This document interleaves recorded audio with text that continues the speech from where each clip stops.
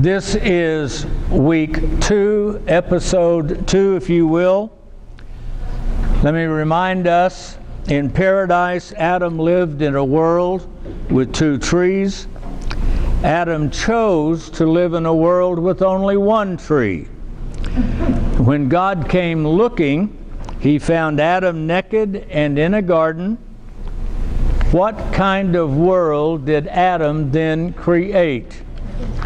These seminars each week are about the cultural consequences of living in a world with only 1 tree. Tonight's topic is chapter 2, How Foolish Men Are, the Theater and the Creation of Greek Culture. You should be on page 33 in the book. You can follow along if you like to do that. It's going to have the footnotes, the citations, and some other comments and information that I may not have time to mention as we go through our class together. I want us to remember, and I don't have time to go back each week to review, but we did look last week at the difference between looking at the wall and then spreading our fingers and putting it between our face. I can still see you and my fingers are blurry. If, however, I focus on my fingers, you're now blurry. And if I shut my fingers like this, I can't see you at all. It's a matter of what we give our attention to, and we are learning to learn and see between the lines.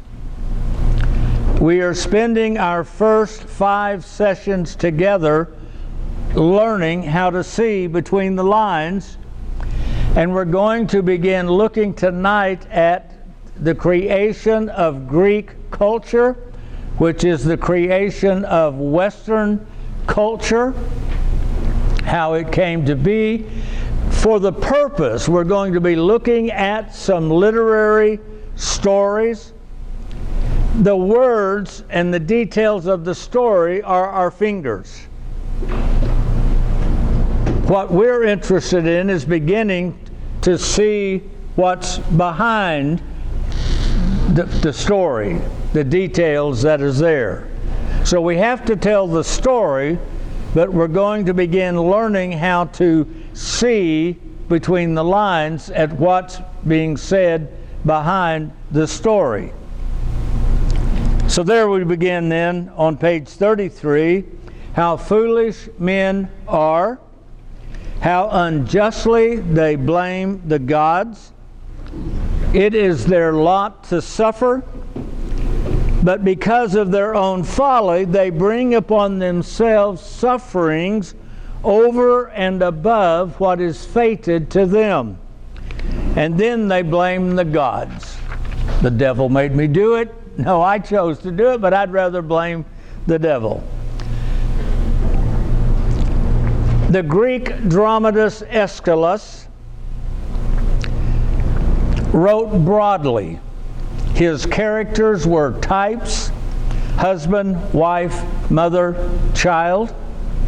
His characters moved within a broad landscape of relationships, such as what is the duty of a citizen to the state and the state to its citizen?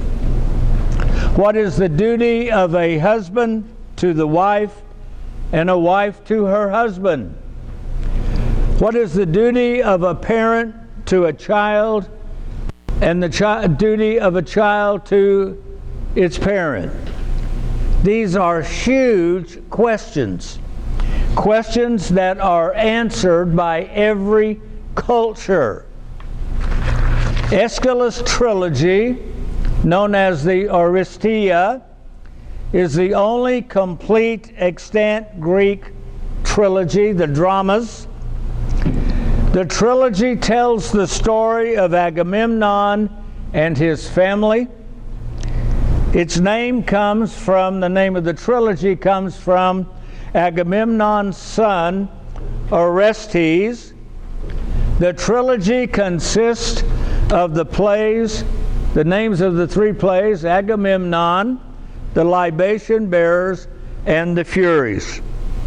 Let me remind you again, when you come in, please check the roll and mark yourselves present. Agamemnon was the king of Mycenae in Greece. He was married to Clytemnestra, with whom he had several children, including daughters Electra, Iphigenia, and a son Orestes. Agamemnon's brother was Menelaus, who was married to Helen. Helen is known as Helen of Troy because she fell in love with of the king of Troy and ran away with her lover to Troy. We know the story of the Helen of Troy. Now you've got the background of Menelaus, her husband, and the husband's brother was King Agamemnon. The Trojan War, which lasted 10 years, was fought to return Helen to her husband Menelaus. You have there in your book a picture of the gold death mask unearthed in the 1800s from Agamemnon's tomb. There are some that think it might have been some other king, but I will assure you, at least to me, when I stood there at the museum in Athens and peered directly at this mask, it felt like I was looking at the face of Agamemnon, who had lived, in 1200 BC. It's a long time ago for a death mask. The play Agamemnon was going to be written about 800 years later. Recounts the events when Agamemnon set sail to the Trojan War, and this play relates what happens when he returned victorious from the war. Agamemnon, his army, and his 1,000 ships were camped on the Grecian shore, unable to launch forth because of unfavorable winds. In desperation, lest his men abandon the cause, it was essentially a volunteer militia.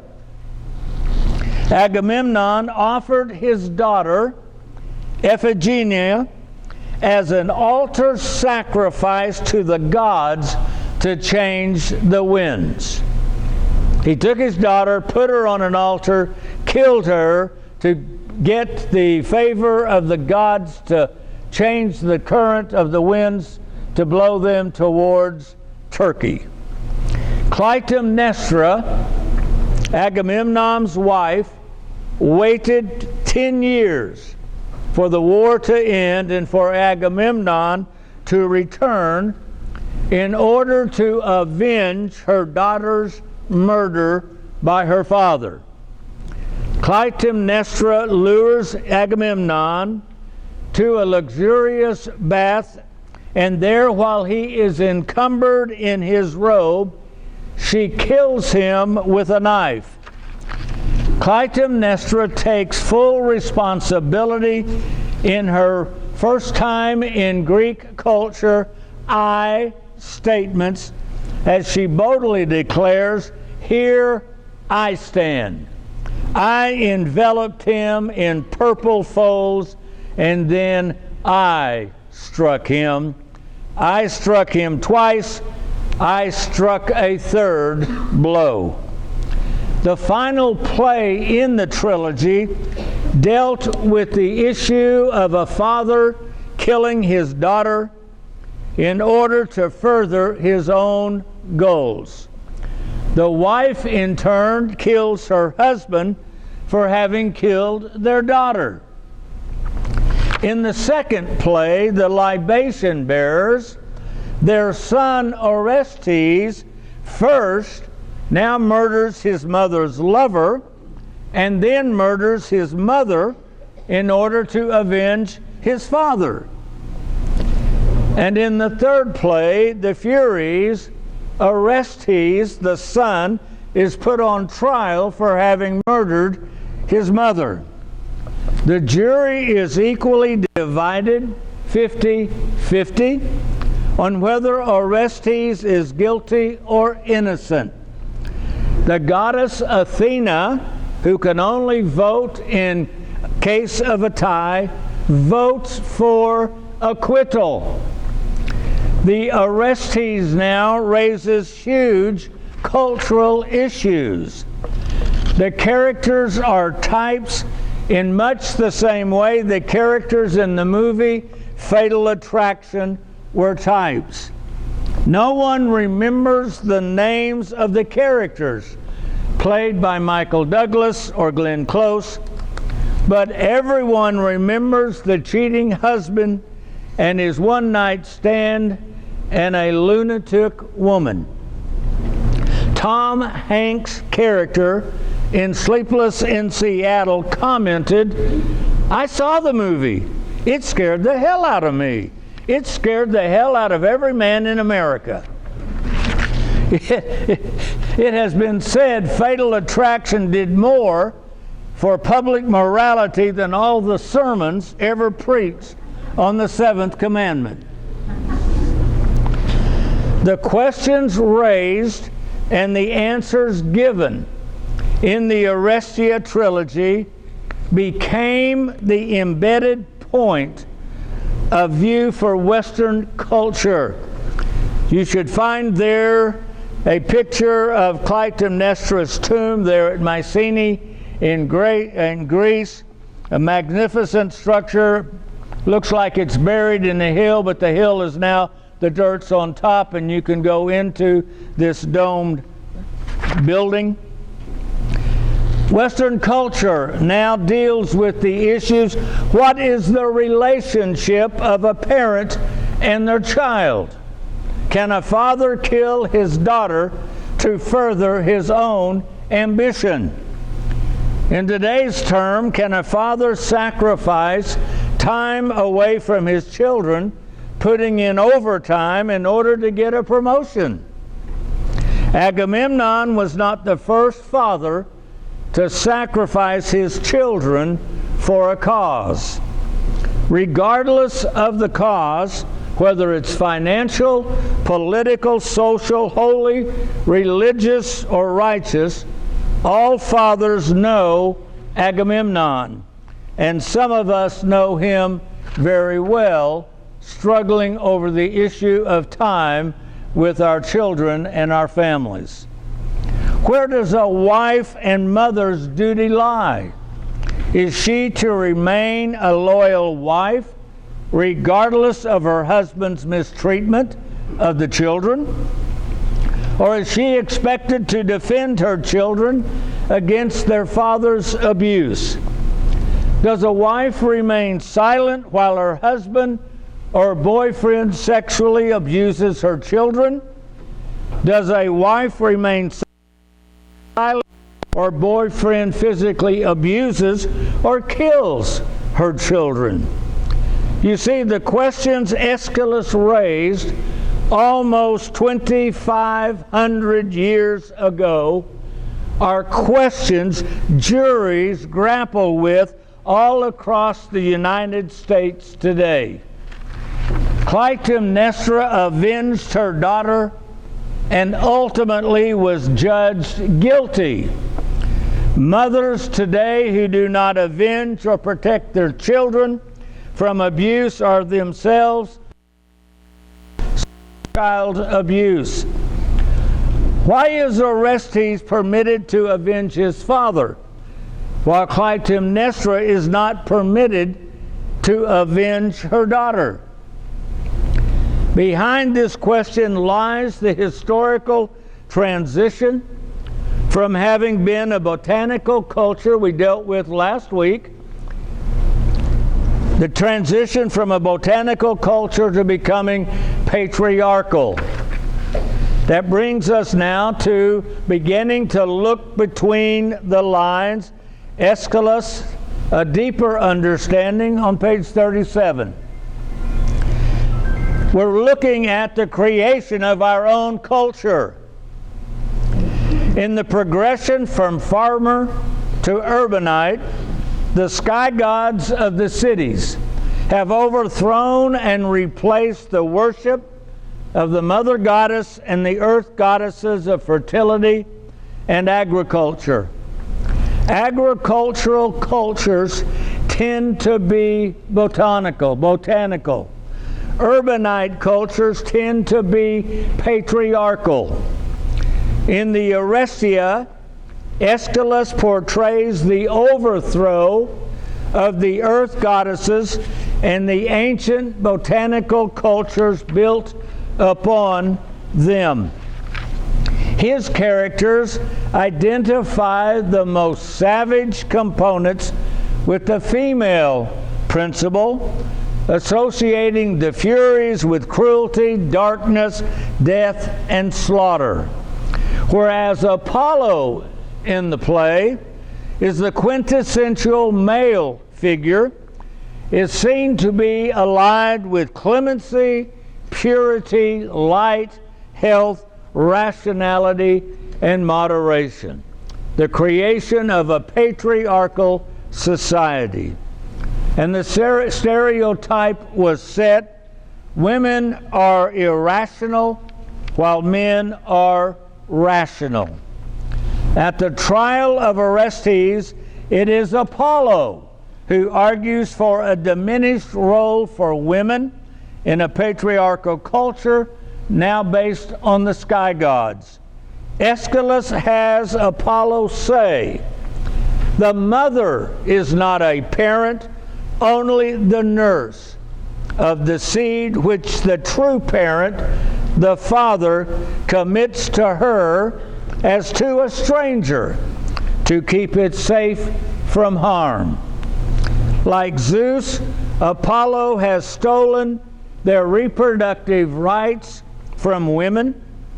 He has reduced the role of women in birth giving to being merely incubators. Only men possess parental rights and authority. Apollo continues offering proof to the Athenian jury, and I have proof of this. There can be a father without a mother. We have a witness here, the daughter of Olympian Zeus, who sprang armed from her father's head. Talking about Athena, we dealt with her last week. Armed with her father's head as goddess whom no goddess could have ever brought to birth. Athena doesn't have a mother. She is her father's brainchild. Athena, patron goddess and protector of Athens, publicly sides with male authority. Her vote for the acquittal of Orestes is a ringing endorsement of the new patriarchal system upon which the polis, the city of Athens, is now being founded. We are creating with this play the beginnings of Western culture that we are still part of and wrestle with today. Athena cast her vote for male domination in this way. She said, "The final judgment rests with me, and I announce that my vote shall be given to Orestes. No mother gave me birth, and in all things save marriage I commend with all my heart the masculine, my father's child indeed. Therefore I cannot hold in higher esteem a woman who killed because she killed her husband, who was killed because she killed her husband." The victory of the male sky gods and the patriarchal society based upon them is emphasized by the title of the third play, Eumenides, which means kindly ones. In English, the play is often known as The Furies. The Furies are savage spirits of female vengeance. By the end of the third play, these wild, irrational spirits of vengeance within a botanical society have been cityfied. Domesticated, they are now the kindly ones who give their energy to the life of the highest examples of domesticity, the polis, the city. Transformed into the kindly ones, these night terrors act as a stabilizing influence in human society, inspiring a useful fear that prohibits wrongdoing, a repressive function that Athena explicitly approves, and simultaneously conferring a chthonic blessing of fertility then upon women. For the sake of the male city, Clytemnestra is discarded. The mother goddess is now overthrown. The male sky gods now rule Greek culture. All things bright, pure, noble, and rational were ascribed now to masculine principles. All things dark, savage, instinctual, emotional, and wild, these things now sprang from the... It was not the Apostle Paul. Notice, it was not the Apostle Paul who hated women and altered Western culture. 500 years before St. Paul wrote an epistle, Aeschylus wrote his Oresteia, his plays in which Athena cast the deciding vote in favor of a male-dominated, masculine-oriented society. The plays by Aeschylus are based on the overthrow of a botanical world order and its values and understandings of the relationship between man and woman as a partnership. At some point in the distant past, the overthrow was ratified and accepted in Athens. Western culture became patriarchal. Wow, that's what the story is looking between. We begin to see what's at stake here. Now we come to the next. You had the three giants, Aeschylus, Sophocles, and Euripides. You could throw in the comedian Aristophanes as well. But Sophocles then is second. He is a younger contemporary of Aeschylus.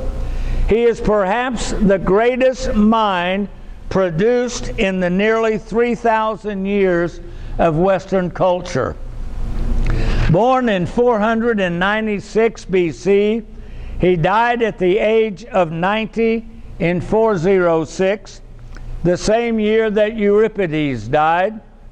No other playwright can lay claim to having inspired the birth of two separate academic fields.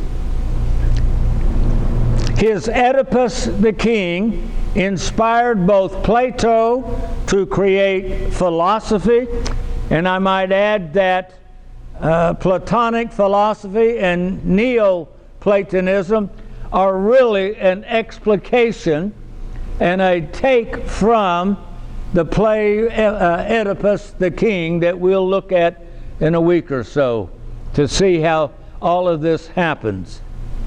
He not only is the inspiration for philosophy, he is also the inspiration for Sigmund Freud to create psychoanalysis, modern-day psychology. His life spanned one of the greatest centuries in Greek history, with the developing democracy in Athens, the defeat of the Persians in the Persian Wars, the plays of Aeschylus, Sophocles, Euripides, and Aristophanes, and the Peloponnesian War with Sparta all happened in 100 years. This century and the one that followed are commonly known as the classical period, ending with Alexander the Great and the creation of his empire. Sophocles was a popular playwright and won first prize at the festival 24 times. He is best known for his Oedipus plays, Oedipus the King, Oedipus at Colonus, and Antigone. Technically, the three plays are not a trilogy in the narrow sense, in that, unlike the Oresteia, they were not written at the same time and were not performed sequentially at a festival. Antigone, the last of the plays chronologically in the story, was actually written 40 years before Oedipus at Colonus, which was the last of the three plays actually written. Did I lose you on that? The third one was written first, and then number one was next, and the second one was actually the last one. Wow. Unlike Aeschylus, who dealt with types and broad themes, Sophocles focused on individuals. Homer's Zeus in the Odyssey had remarked, the words that we began our opening with tonight, how foolish men are, how unjustly they blame the gods. It is their lot to suffer, but because of their own folly, they bring upon themselves sufferings over and above what is fated for them, and then they blame the gods. It was not the gods that held Sophocles' attention, nor was it the folly of mankind in general. He was interested in exploring how, through his own folly, specific individuals brought upon themselves great suffering. His characters, therefore, are more real and personal than the character types that populated Aeschylus' plays. We shall consider Sophocles' telling of the story of Oedipus in greater detail in the next chapter. Therefore, we shall postpone that discussion until then. We're really going to spend some time reading between the lines there. Euripides was the last of the three Greek tragedians. 11 years younger than Sophocles, he and Sophocles both died in 406 BC.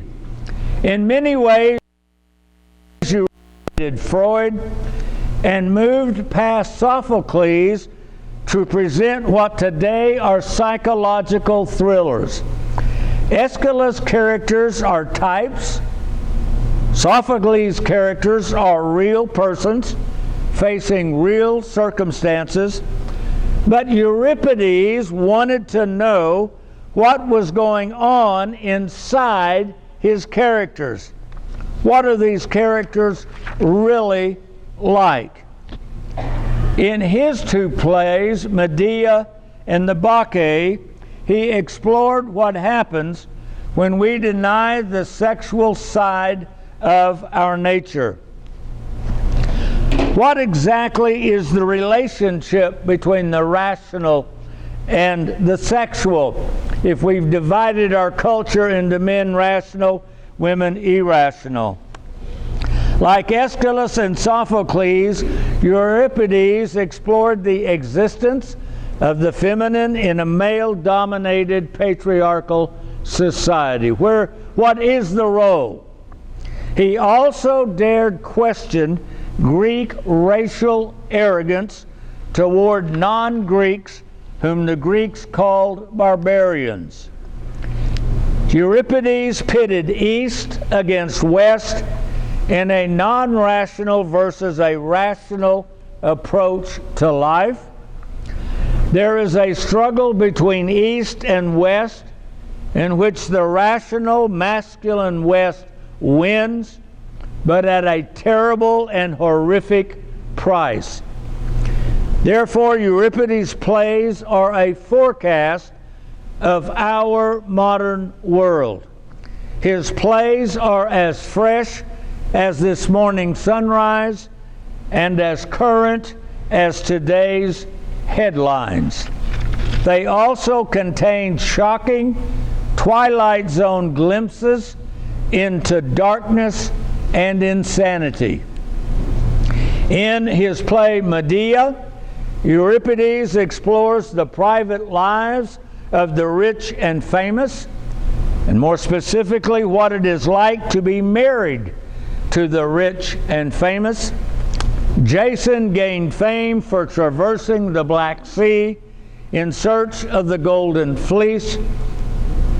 With the help of Medea, who betrayed her father, Jason stole the Golden Fleece from the land of Colchis, where they actually mined for gold. They didn't pan for gold like in California. They used the skin of a sheep and would put it in the water, and the gold flakes would. There really was a golden fleece. It wasn't just a myth that was invented. Medea abandoned her family and the land of Colchis and returned to Corinth as Jason's wife. She bore him 2 sons. All this is the backstory of Euripides' play. In Medea, years have passed. Jason has grown tired of his wife and his sons. He has found a younger woman, the king of Corinth's daughter, which he now desires to marry. Jason takes steps to abandon his wife, who had abandoned everything to become his wife. This is a modern story ripped from today's headlines. How many famous men have thrown away their wives and families for a younger woman? Presidential candidates, governors, attorney generals, sports heroes. Our headlines are almost daily screaming out melodies to us.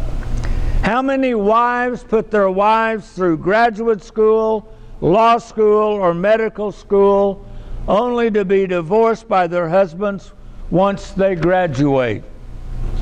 What of the wife and mother? What toll does the betrayal and abandonment take on her? The insanity inherent in a rationalistic masculine world that condones such male behavior and at the same time demands no provision be made for the protection and the defense of the abandoned wife and children, becomes localized in the good wife becomes the insane wife in the play. Jason has rejected her and her sons. In her insanity, she mirrors Jason's rejection and murders his sons, as well as his new wife-to-be and the new wife-to-be's father.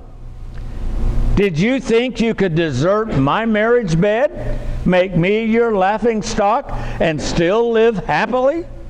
Medea icily tells Jason. Again, this story comes from our headlines, perhaps not as often as the story of famous men throwing their wives and families away, but the story happens nonetheless. What future does a mother have in 21st century America? Her children, once her joy, have become a liability. Future husbands are not interested in a package deal, a woman with children. The once good wife becomes the insane wife and does the unthinkable. She straps her babies in car seats in the back seat and rolls her car into a lake and drowns them in a bathtub.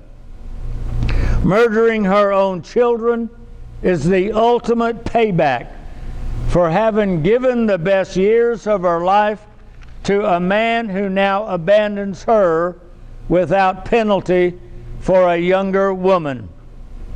Medea confesses, "I did it to give you pain." Whew. Western culture in a male-dominated society trying to come to grips with our human behavior and creating Western culture in the process. One more Euripides, the Bacchae, or the Bacchae, a patriarchal, rationalized, masculine world, not only created a world in which women found it difficult to live, men also found it difficult to make sense out of such an insane world as well. Euripides localized the irrational treatment of women in a male-dominated rational world in the person of Medea. We just looked at that. In the Bacchae, Euripides now internalizes the irrational treatment of women in the person of Pentheus, the king of Thebes. A new religion in the story, the worship of Dionysius, has come to Thebes. It attracts primarily female adherents who engaged in frenzied orgiastic rites. In their worship, the women abandon the world of men and their duties in the home to take up the bacchanalian beat, and like Betty White in the movie The Proposal, go into the woods to sing, drink, wine, and dance. Pentheus is afraid all the women will go wild and he will lose control of the city. Then all at once the whole land will dance, he says. Bacchus will lead the dancing throngs to the mountain, which is home to that mob of women who rebelled against the shuttle and the loon, answering the urge of Dionysius. Pentheus outlaws the worship of Dionysius, but the people ignore the law and the worship continues. Pentheus secretly desires to be one of the worshipers. He eventually dresses as a woman, sneaks off to the wilds where he hides to watch the orgiastic rites. In their drunken frenzy, the women discover Pentheus, and thinking he is a wild animal, he's disguised himself as one. Thinking he is a wild animal, they tear him apart with their bare hands. Euripides' Pentheus is sexually conflicted. He cannot own or confess his own sexuality and his sexual desires. As the king, he represents the rational, masculine world. It is his duty to impose rationality upon his people, and most especially to control the women. But the real struggle for him is internal. Pentheus cannot accept his non-rational sexual side, and as king, seeks to ban publicly that which he cannot ban privately within himself. Unable to face his own sexuality, Pentheus condemns female sexuality. If he can eliminate female sexuality in society, he hopes to eliminate sexual desires within himself. He has heard tales of the wild, frenzied orgies in the mountains, and he secretly wants to watch. But he cannot admit to himself that he desires to join in, at least by watching. He declares, "Take word, my word, when women are allowed to feast on wine, there is no telling to what lengths their filthy minds will go." When Pentheus seeks what Pentheus seeks to hide from himself, everyone else plainly sees. They say about him, nor should you boast, Pentheus, of wisdom, when everyone but you can see how sick your thoughts are. For you are sick, possessed by a madness so perverse, no drug can cure, no madness can undo it. Pentheus is not perverse because he's voyeuristic or transvestite or transsexual or has homosexual desires or any other sexual orientation. He is perverse because he will not own and confess his own sexuality, his own sexual nature. He therefore must enforce the law, must enforce rationality upon his people. But he finally confesses, "O Bromius, my Bromius, take me there. Pave the way with romp and with prayer to the land of the graces, the land of desire, where freedom is law and women can revel with Bacchus." And so it is that the chorus asks, what fury, what venomous fury rages in Pentheus, the earthborn and earthbound, spawned by the sperm of the snake. No man but a monster caged up inside the man, leaping through eyes of blood to strike at the kill. A vicious dwarf with giant dreams, pitting his strength against the gods. Wow. Centuries later, in 1831, Victor Hugo's The Hunchback of Notre Dame. We all know that story. We at least saw the Disney movie. Retold the story of moral leaders who used the power of their office against those that exhibit sexual desires they themselves repress within themselves. The gypsy Esmeralda represents free-spirited sexual desire. Claude Frollo, the archdeacon of Notre Dame, is consumed by lust for Esmeralda, but his vows of celibacy keep him from facing his own frustrated lust. He therefore seeks to kill Esmeralda. Frollo's war on the gypsies reminds us of Pentheus' words, "We march against the Bacchae. It will be a black day indeed when men sit back and endure such conduct from their women." Or perhaps more recently, a 2000 film, Chocolat, based on the novel Chocolat by Joanne Harris, explored the sexual repression of the mayor of a French village. The sexually uptight mayor had a wife who has left and was not coming back, though he did not admit she was gone. Like Pentheus and Frollo, the mayor used his position to control sexuality in the village. He wrote sermons at Lent for the new village priest to give. This added the authority of the Catholic Church to his efforts to impose abstinence and self-denial on the village. All is well until a single mother opens a chocolate shop, which represents a more open attitude toward human sexuality. The mayor, unable to resolve his own sexual issues, waged a war against the single mother and her chocolate shop. Reviewers of the film mistakenly characterized it as paganism versus Catholic Christianity. 400 years before Eastern Christianity existed, and 800 years before Catholic Christianity, 1054, 1,000 years beforehand,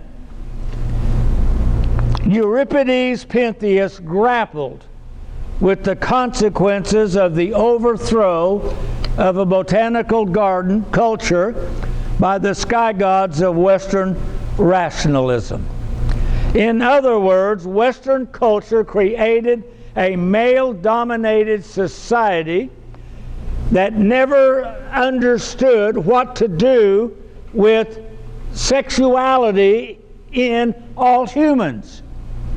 And by making men rational and females irrational and sexual attitudes irrational, we've created conflict in a society, and we're living in a cultural time now when these very issues are daily in the news.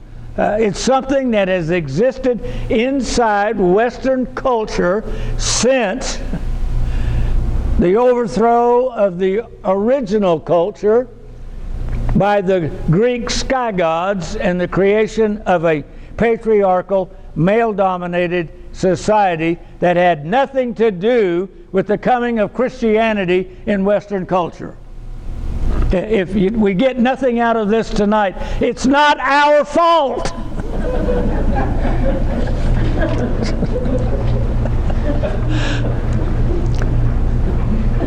A man for our times. Well, see, we're pulling it apart. Maybe we didn't want to see what was between those lines, right? A man for our times.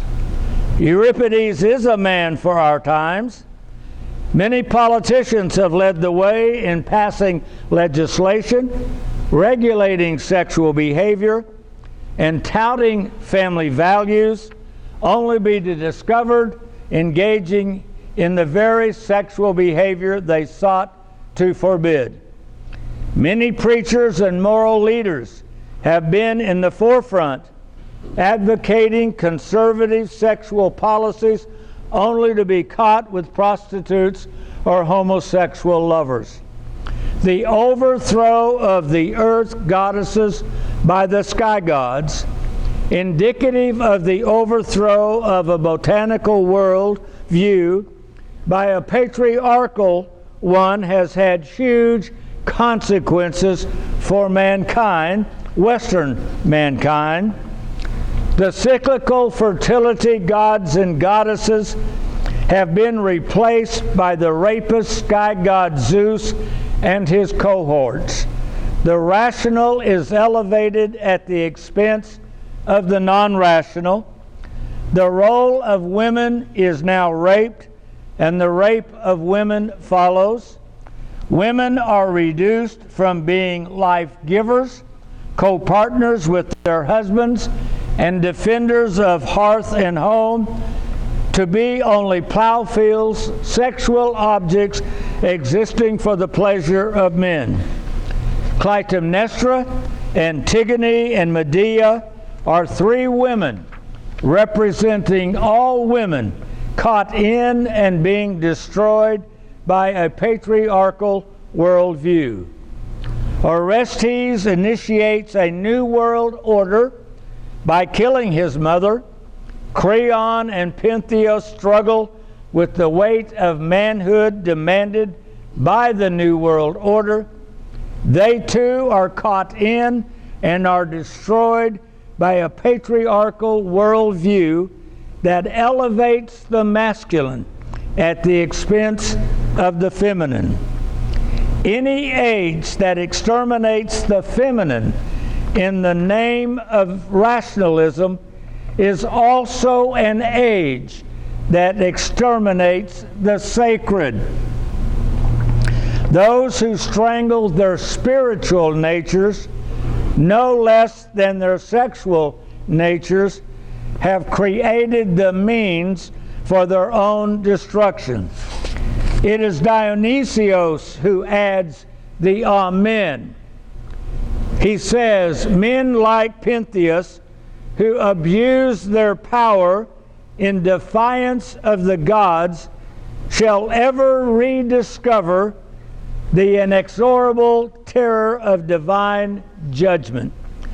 To discover this is so, all one needs to do is ask those whose names continue to fill our headlines with scandals.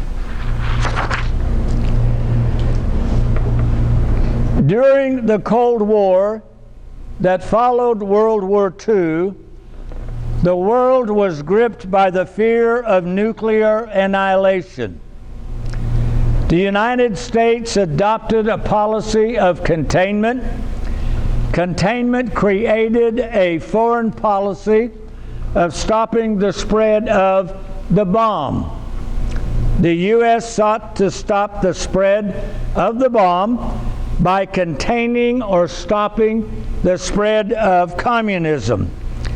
Containment also created a domestic policy of containing the bombshell, female sexuality. It was feared that the communists would use bombshells, sexy women, to seduce married men, divulging governmental secrets.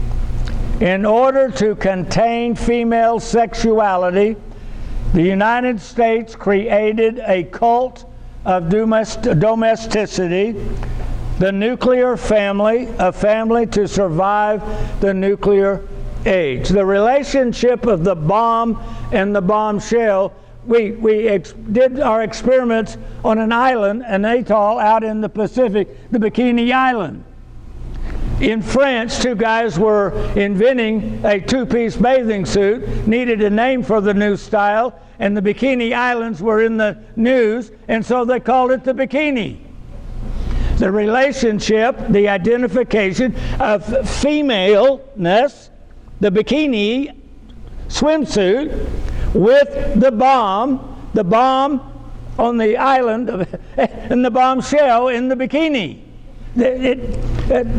During World War II, our airmen in the 8th Air Force and maybe the other air forces painted pinup girls on the noses of their bombers, associating their bombs with the female bombshell that they were dropping on the enemy cities. And all of this then leads to the fear of female sexuality in the United States during the Cold War and the threat of communism. Every one of us in this room is old enough to have watched the original James Bond movies. The James Bond movies are about the Cold War and female sexuality being a threat. In every one of them, there's a sexy woman that's the threat, the danger, and James Bond is smart enough to outwit her in every one of the films. Which is why when the Cold War was over, they had to reinvent James Bond. And some of the characters even said, "Gosh, I miss the Cold War." It was easier to tell the story when everyone in the culture had been raised hiding under their desk in school, afraid of the bomb. It was a small leap to be afraid of the bomb shell. It was a patriotic duty in the Cold War in the 40s and 50s. It was the patriotic duty of every loyal American to marry young, have multiple children, and to remain married. The so-called period of the baby boom, we have the highest marriage rate at the youngest age ever in our history. We have the highest birth rate and the lowest divorce rate we've ever had. In fact, our rates of all three are unmatched by any other country that survived the war as well. It was un-American not to get married, un-American, non-patriotic to have children, not have children, and you had to remain married. You were an un-American if you got a divorce. Those who did not were regarded suspiciously as commie spies or pinkos. Almost fearful of being branded communist, hid their sexuality by getting married and having children. Divorce was frowned on, not because the preacher said it was, but because it was unpatriotic. The divorcee in suburbia posed a special threat to wives as an alluring neighbor eager to seduce their husbands. Americans did their patriotic duty. The post-war years, as I've said, had the highest marriage rate, the lowest divorce rate any time before or since, spelled S-I-N-C-E in your book. Should be. During doing their patriotic duty, Americans had more babies than in any other time. Fear of uncontained female sexuality created the cult of domesticity that resulted in the baby boom. Many of us in this room are the product of the baby boom and that cult of domesticity that our government instituted to help us fight the Cold War at home. Wow. Okay, we've just covered about how many thousand years of our history? I don't know about you, but I need a break. Someone just went, oh God, finally. Okay, let's take a break. We left off, I think, on page 49. The baby boom in the United States ended in 1964, fueled by Betty Friedan's The Feminine Mystique and student-led opposition to the Vietnam War. Baby boomers who had hidden under their desk in grade school during nuclear war drills now rebelled against domestic containment by burning their bras and shouting, "Make love, not war." The 20th century sounds much like the 5th century. The world we're living in sounds much like what we've already read in these ancient plays. The Dionysian love child struggled against the constraints of the Athenian brainchild as industrial and urbanized rationalism replaced the fertile farms of agrarian sexuality, the earthiness of the earth. 400 years before Christ, Aeschylus, Sophocles, and Euripides had identified the conflicts that existed between men and women in the masculine, rationalized, patriarchal world they now live in. The ancient Greeks, the conflict between the sexual vitality of life and the rational regulation of life. Athens honored Athena as the goddess of philosophy, but they also held the annual festival of Dionysius, the god of wine and revelry, when the plays were given. Even as the urban culture of the polis overthrew the agrarian culture of the Titans, likewise 26 centuries later, it seems to some that we are at the beginning of the overthrow of Western culture and civilization's urbanized rational values in favor of the virtual values based on virtual realities of a virtualized digital world. Some of you, when we had our break, were able to, because our conversation in the first hour triggered insights. Oh my goodness, I can kind of understand something that's going on. The replacement of the female by males, even though in the workplace we've had a reversal of that, but that we're involved in our culture. Someone said, "I'm fascinated by this.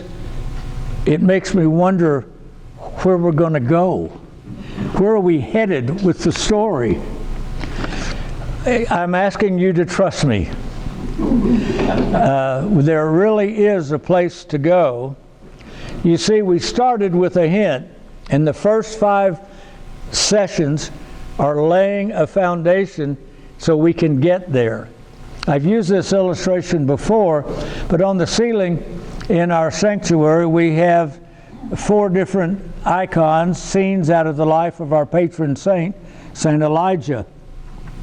One of those scenes is when Elijah had a showdown on Mount Carmel in Palestine over whose God was God, whether the God of Elijah was God or whether the priest of Baal and their god Baal was God. And the showdown was going to be a showdown by fire. And so the pagan priests built their altar there on that mountaintop, and they placed their sacrifice upon it, and they began their incantations and their prayers and their dancing and whatever the liturgic rites of their religion called for, to no avail. They finally wearied themselves and were worn out from it, maybe all day long. And so then Elijah came. Now there had been no rain in the country. They were in a drought for, I think, 3 years. I may not remember that correctly, but it's been a while. And so Elijah has them build the wooden altar, put all the logs in place, all the kindling, etc. And then he had them dig a trench around it, and he had them, there was a water supply somewhere, or maybe all the way to the Mediterranean Sea, I don't remember, but they got barrels of water, and he had them pour the barrels of water over the wood till it was soaked. And then he had them pour more water on it till it was really soaked. And then he had them fill the trench all the way around with water. So there could be absolutely no question that when the fire fell, it was not because it was so tender that a spark would have set it off. It couldn't have started over here and spread over because of the trench. And so then Elijah will begin to pray, not shouting and screaming and doing all kinds of weird things, but quietly asking God to now prove he was God to these pagans. And as you can see in that icon, the fire falls from heaven. Whew. And I love the icon because I can almost hear the whoosh, because it hits and you can see the flames go out.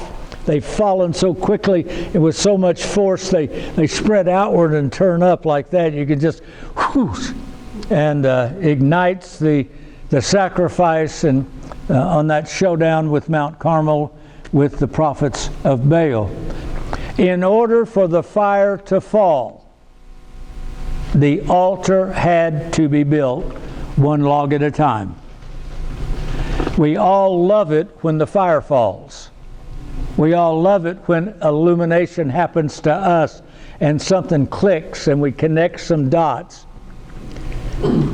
It's because you're here that happened. You had to pay a price to come and to be here and experience all of us together. There's something that happens. Yes, thank God we can tape it, we can watch it, and it's being watched, available wherever internet is available around the globe. Thank God for that. And God can deal with us, and illumination can happen in our home privately with the video. But there's Christian faith that's communal. It's in being together and experiencing the bonding, the fellowship, and the moments together that make us not isolated or a collection of individuals, but a community of believers. And so we come, and we're going to have to get to the fire. We have to wait till we get there, and then we'll pray for the fire to come. What we have looked at this evening is the creation of Western culture. The creation of Western culture. Our culture that's been around now for 2,000-3,000 years. We take it for granted because it's all we've ever known. We think it was a Christian culture for many of us. We think we invented it. We didn't invent it. Christians didn't. We've seen that tonight and so forth. But what we've also seen is a particular culture created by mankind with only one tree. Adam and Eve chose. They lived in a garden with two trees. They chose to live with only one. Those of you that attended our class several years ago before the pandemic, I think it was, on Paradise Has Two Trees, you know what we're talking about. Adam and Eve chose one. And when they left paradise, they created a culture. Whatever that culture is, whether it's anywhere on the globe, is always a man-made culture. It's something we have invented, and cultures last for thousands of years, but eventually they can disintegrate, they can be turned upside down. Most of us never live in one of those cultural shifts. We don't want to live in a cultural shift that takes place. It's chaotic. We read about the Bolshevik Revolution in 1917 in Russia, where overnight you've had a godly country that overnight became the first godless state in the history of the planet. Just like that, the civil wars that happened and the execution of 50 million Christians in the process that happened with all of that. It's a horrible story, but that we pray to God we never go through that kind of cultural shift. We're looking at then the issue of a world created by naked individuals. We put on clothing, but it hides something. That's visible something. What we're looking for is to come between the lines and begin to see an identity of humanity leaving the garden with only one tree, and how ever since we've tried to create a man-made culture with our single tree that our species has chosen to base our existence on. We really will get to the story of the Gadarene that was deemed insane, out of his mind, living naked in a graveyard. I will not give away too much. It is not my task to spoon feed you. My task is to lay it before you so that you too can begin to see between the lines. If I tell you what I see between the lines, you can say, okay, that's nice. But when you see something between the lines, it'll stick with you forever. So that's why we're going at the pace we're going, reading between the lines. However interesting a discussion of the current cultural issues, how interesting a discussion of the digital revolution and a virtual world with virtual identities and whatever that means, AI, etc. And how drastic that change could be compared to the Industrial Revolution in our own country when we replaced an agrarian society in the 1860s, 1870s with the Industrial Revolution. But that's not our concern. We're not here to try to dissect what's going on around us. We can do that on our own, and maybe we'll get some insights. Our task is to begin reading between the lines, and we did that tonight. We've discovered there was a pedagogical function to the dramatist of the Greek theater. They were teaching values to the people of Athens, to the culture. They were seeing the very issues portrayed before them, and they saw Athena cast her vote. They saw their city cast its vote in favor of a particular culture, a patriarchal, male-dominated culture, that then everybody trying to fit in and live inside that, and the issues that brought in everyone's life. And with our own telling of the Hunchback of Notre Dame, the movie Chocolate, our own lifetime we've seen from the headlines, we're still there. We're still grappling with the same issues. We have peered already tonight below the surface, and we've seen the larger invisible cultural issues that are at play inside not just Western culture generic, inside our culture. Right here tonight in the United States in 2023, we in our own personal lives, in each of our families, and in the broader culture of just being in the United States, American culture, the very issues we've dealt with in these plays are being dealt with all across our country this evening. We have not yet, however, reached the depths lying below the surface of the facts of the story. What? Really? Where are we headed?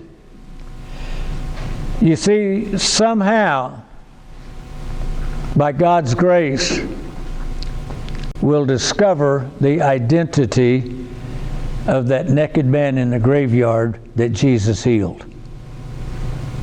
That's where we're headed.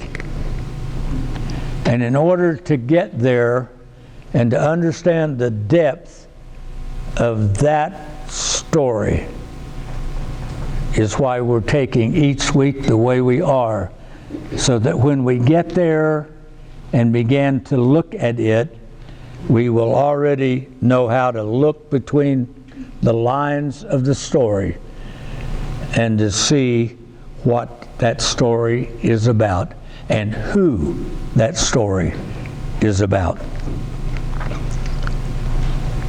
We will next session now consider in depth Oedipus, the story by Sophocles.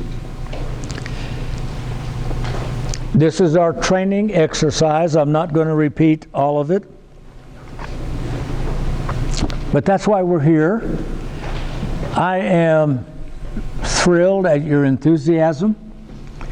I am thrilled at your willingness to come and not have Sunday school and to not just have a little Bible story time. I'm not bad-mouthing that, but there is a time for us as Christians and Christian adults to think about these things, because we think about them without knowing how we're thinking about them all day long everywhere else.